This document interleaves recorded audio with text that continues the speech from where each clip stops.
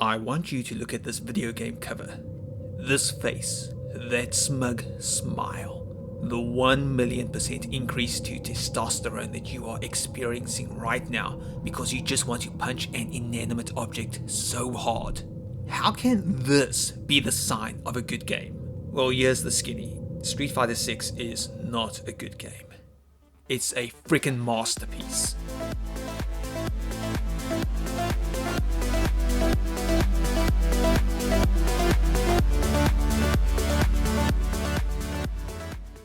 New Street Fighter games appear on a time frame that's roughly in line with the debut of a new British monarch, but when they do hit the scene, it's usually with the impact force of an extinction level asteroid.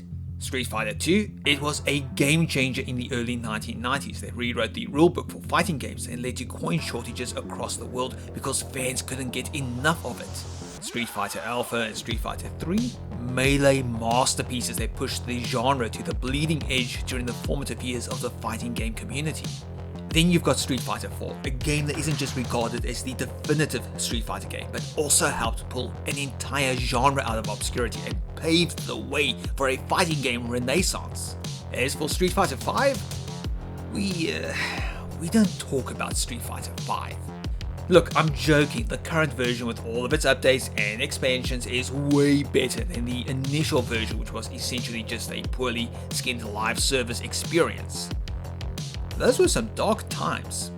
The key takeaway from all of this is that each new Street Fighter mainline entry brings something new to the table, whether it be a foundation that all future games could be built on, or a push into new graphical territory.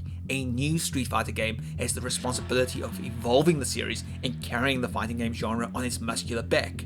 So what does Street Fighter 6 add to this series?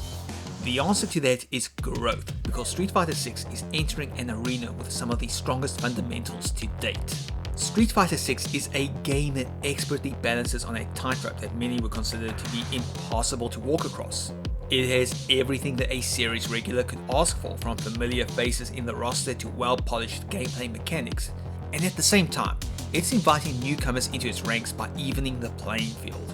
Sure, you might scoff at the idea of modern controls, scoff to the max even, but this simple option of providing training wheels to less experienced players is a genius move.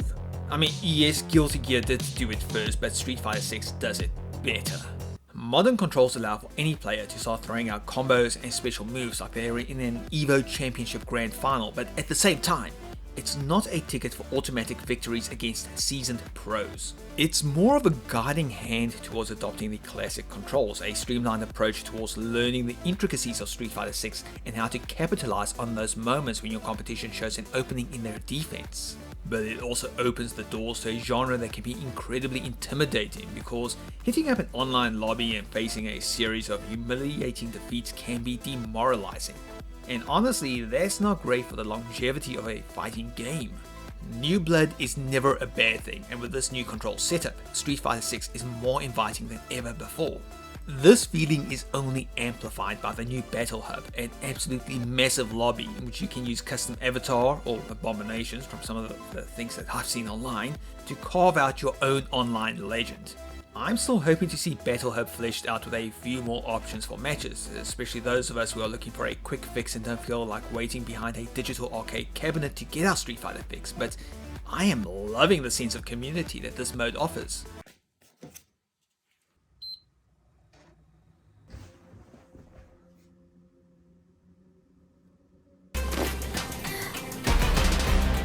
Nowhere to run.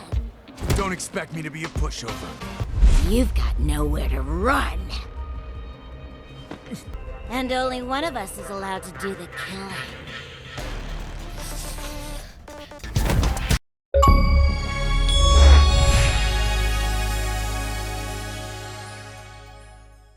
Another new mode for anyone who's looking for a bit of story time between face punches is World Tour. The best way to describe this is that it's a series of small sandboxes in which you can run around with your avatar and get into random fights. Yes, Capcom basically just made its very own version of Yakuza. It's honestly an okay addition for some brief single player fun, and it's one that does allow me to live out my deepest fantasy. getting into fights with random pensioners and slugging it out with police officers while facing no consequences for my random aggression. I'm breaking the law and some bones over here. The thing is, the Street Fighter 6 story mode can get quickly repetitive and progress is slow. The story isn't exactly going to give NetherRealm any sleepless nights before Mortal Kombat 1 arrives, and there's a good chance their World Tour will be gathering dust a week after Street Fighter 6 launches. It's an unessential part of the package, and aside from the chance to customize your avatar in new gear bought from your earnings from beating up random people on the street, nothing of value will really be lost if you ignore it. So let's talk about those more intricate details of Street Fighter 6, the meat on the brutal bones of this brawler. Cast your mind back to Street Fighter 5 and you'll see a fighting game that had an almost turn-based flavor to its design with telegraphed attacks and big openings. Street Fighter 6 on the other hand is all about copying... I can't believe I wrote this. Street Fighter 6 on the other hand is all about copying their DM, seizing the opportunities that present themselves between chipping away at an opponent's health bar and using the new drive system to break open their defenses. Everything boils down to the drive gauge, which has a series of bars that you can spend to create openings and dish out some lethal offense. The most useful feature here is Drive Impact, a comeback attack that allows you to absorb a blow and start dishing out some combos of your own. When executed at the right time, Drive Impact is a game-changing mechanic that can turn the flow of an entire match around. Of course, if you're too predictable, your opponent can retaliate with their own Drive Impact, putting you firmly in their crosshairs for some explosive retaliation. Other new systems include Drive Rush, a quick dash that can close the distance before your opponent has a chance to react. Drive Reversal can be used to perform a counter attack to get you out of tight situations. Overdrive Arts are this season's take on EX moves. And Drive Parry repels an opponent's attack while refilling your drive gauge in the process. Of course, there is a limit to just how many of these moves you can perform, as going overboard will lead to a burnout state.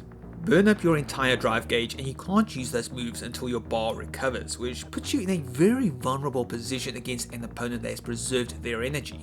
This will shift the momentum in their favor and backs you into a corner as they are given the chance to start aggressively pursuing you. Summed up, you have 1 gauge, 5 techniques and an incredibly flexible system to make use of as you creatively clobber your opponent. But who will you be clobbering? A new Street Fighter game means a mix of new and old faces on the roster, and in this department, Street Fighter 6 doesn't disappoint.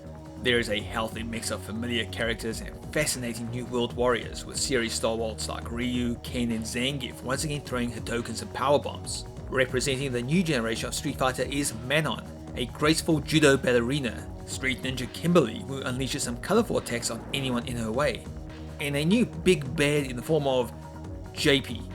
Seriously, that's the best name that Capcom could come up with, JP. Oh, alright then. The punctuation point on all of this are some of the best visuals I've ever seen in a Street Fighter game. Compared to Street Fighter 5, this installment is making its mark on your eyeballs with a visual and audio production that is colourfully confident. Attacks burn with graffiti energy. Ultimate moves have a cinematic quality to them that would make Hollywood jealous, and the action flows at the smoothest of frame rates consistently. You look back at the best Street Fighter games and there's a visual identity to each one of them that stood the test of time. A mix of 3D visuals on a 2D plane can get very easily dated, but I've got a feeling that a decade from now, Street Fighter 6 will still be remembered for its vibrant palette and unbridled, youthful energy. It is explosively attractive, a tour de force of charm that captures Capcom's RE engine firing on all cylinders as muscles pop, facial expressions contort, and psycho energy weaves its way throughout the screen to help cement the game's personality. The end result of all this is a Street Fighter game that feels like the full package from day one. From its single-player RPG mode to its robust online offerings, Street Fighter 6 has set itself up for victory and it's only just getting started.